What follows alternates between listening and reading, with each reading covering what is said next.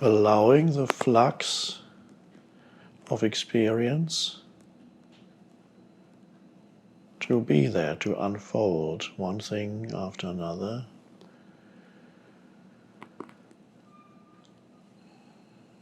And instead of demanding that there should not be impermanence, just enjoy the flow, the comings and goings, gain and loss, hot and cold.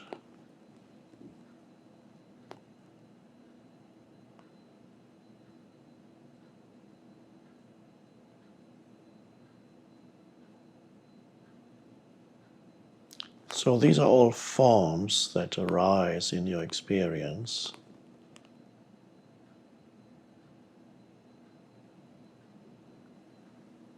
And you experience yourself as a form. You experience yourself as a physical form and as a person. The larger part of who you are is, of course, not visible, only the physical body is visible. And as you know, there is more to you than meets the eye. All your inner space.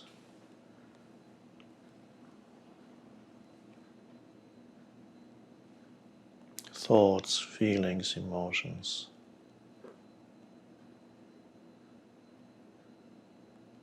And even the way in which you experience your body is an inner phenomenon.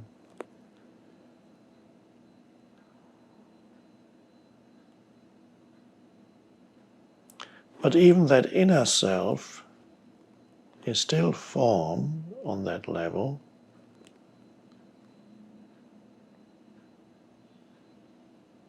Consisting of mental activity, thoughts, emotions,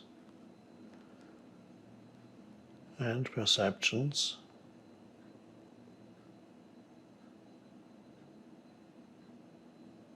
And that also is subject to, of course, impermanence.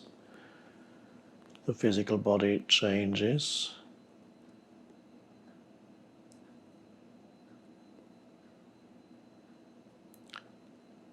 With some people, it's very noticeable. With some people, you might have noticed it if you look at a photo of when they were 20 years old, and then you look at a photo when they were 40, or you look at a photo when they were 30, and then the photo when they were 50 or 60. Sometimes they are hardly recognizable. The entire shape of their face has changed, not to mention the rest of the body.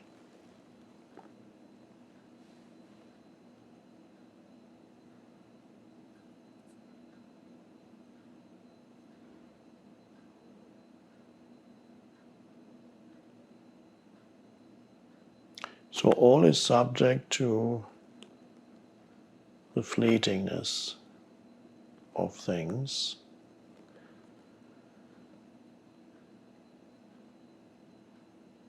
Form, whether they are inner forms or outer forms, thought forms, sense perceptions, or physical objects which can only be experienced as sense perceptions. So all external phenomena are really inner phenomena.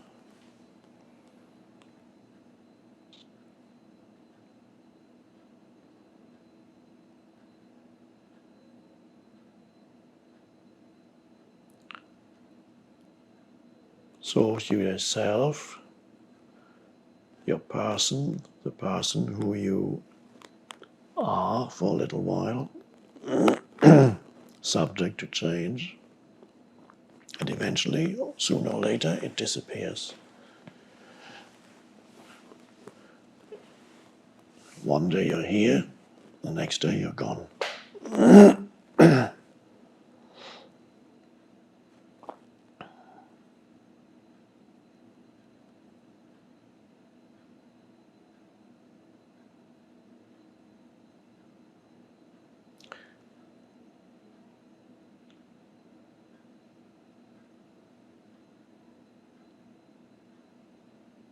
Is there anything beyond that? That's the question that has been asked by spiritual seekers for thousands of years.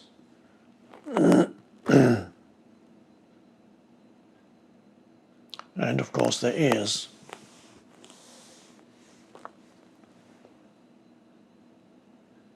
But just believing that there is a transcendent realm that is not subject to time and decay,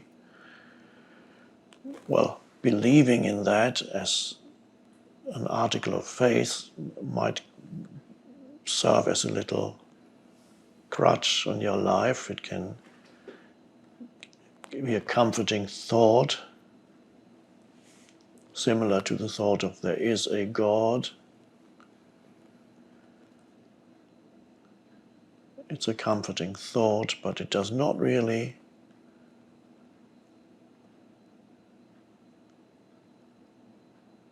help you experience the reality of it. It's still just a belief. And of course, as a belief, you might be wrong.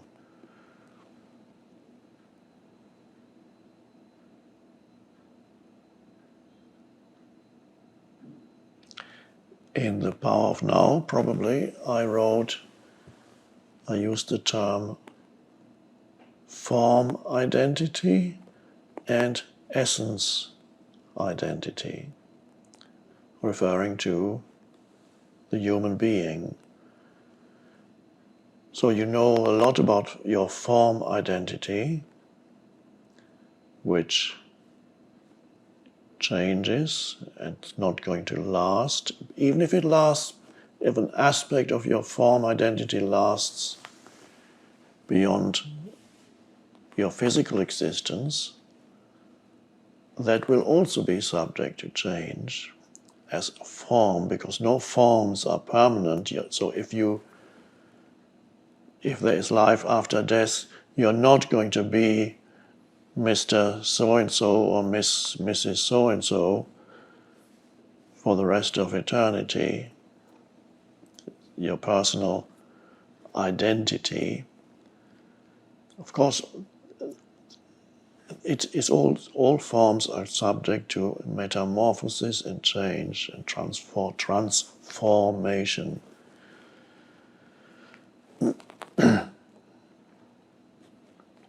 So who you experience to be on your form level of your form identity is temporary.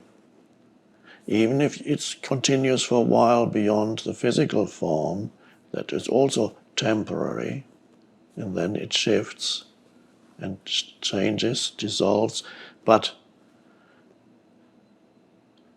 as physicists tell us, energy itself remains, it changes form. There's an essence to life that is formless, and that can be known not as an object in your experience, but as the very subject of all experience. And that is who you are in your essence. And who you are in your essence is identical with what the universe is in its essence.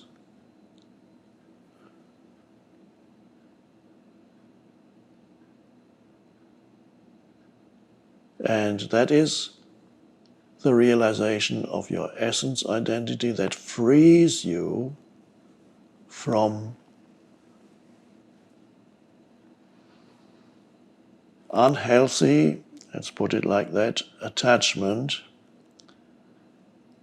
compulsive, obsessive attachment to your form identity and all the things that make up the forms in your life, the objects around you, and so on. And so there is a There's a clinging. If you don't know who you are on the essence level, then there is a clinging to the world of form that is unhealthy, and by that I mean it creates suffering. Because if you cling to something that by its very nature is fleeting, and deep down you know that, there's suffering even while you still have it. Not only when it finally dissolves or decays or leaves you, even while you still have whatever you're clinging to, there's already that anxiety and that nervousness in the background.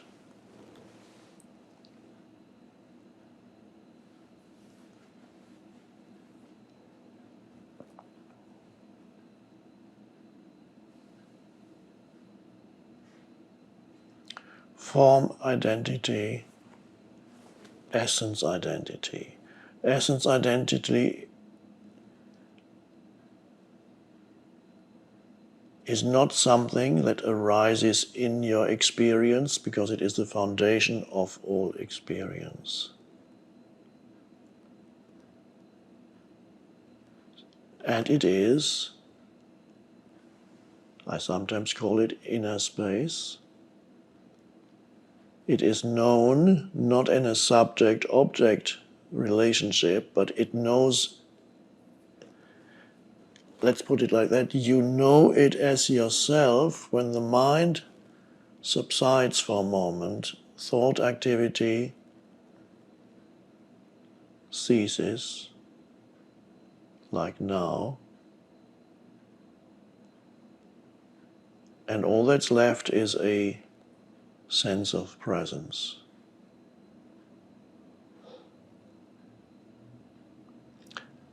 It has no content.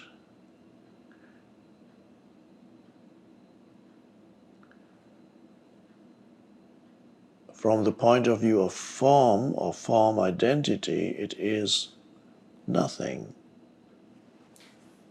And yet, undoubtedly, there is a presence there, a knowingness, let's put it like that, a knowingness, an awareness, not of something, just awareness without the of.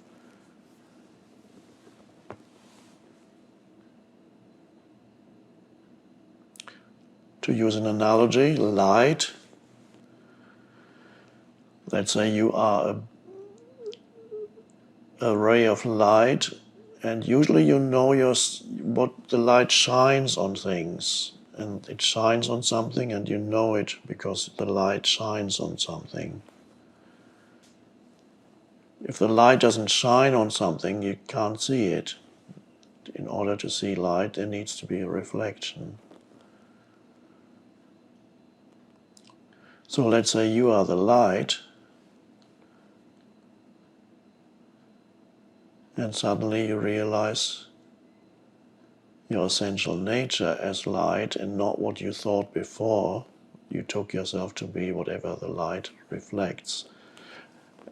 So it's a shift in the direction of your attention, one could say. Instead of going continuously either outward to sensory experience or to thought experience, involved in one thought after another, and your attention is drawn into that, and it has an hypnotic quality. Most people are completely hypnotized by their thoughts, in the grip of their thoughts, and they follow wherever they go, they follow them, the attention. And then you suddenly, there's a reversal of attention, like now, this is why we're here, and you become aware of yourself, but not as a form, as the very consciousness. without which there would be no experience of any form.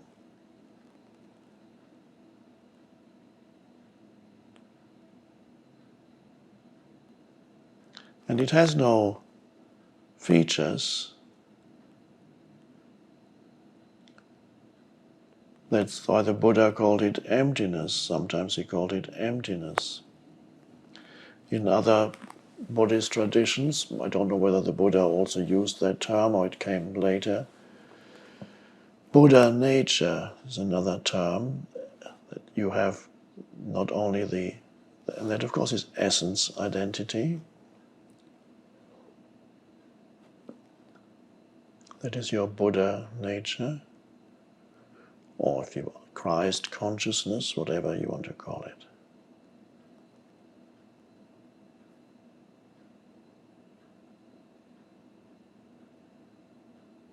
So the greatest realization, the greatest thing to happen to you in this lifetime is the realization that there is the transcendent dimension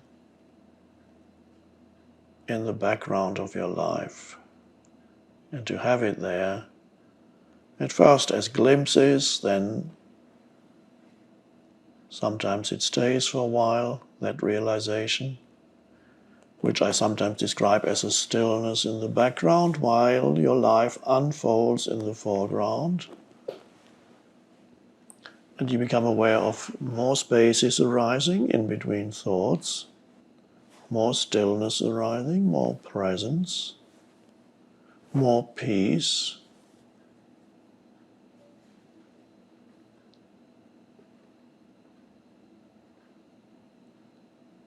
And then you realize that essentially who you are is not what happens in your mind or what happens externally. That does not define who you are in your essence.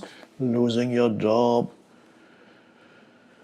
or getting the great job or the house or whatever it is, you get it or you lose it. All these this is the constantly shifting forms. If you look to that for your real sense of identity, then you're going to find a lot of trouble in your life. You will be troubled continuously. But if you realize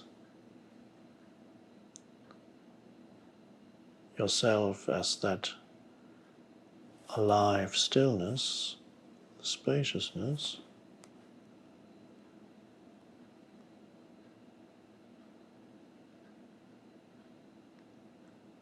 then you can enjoy the world of form. And if you can't enjoy it, sometimes perhaps you can't, you can at least tolerate it with a sense of a peacefulness in the background, knowing that it's not going to last.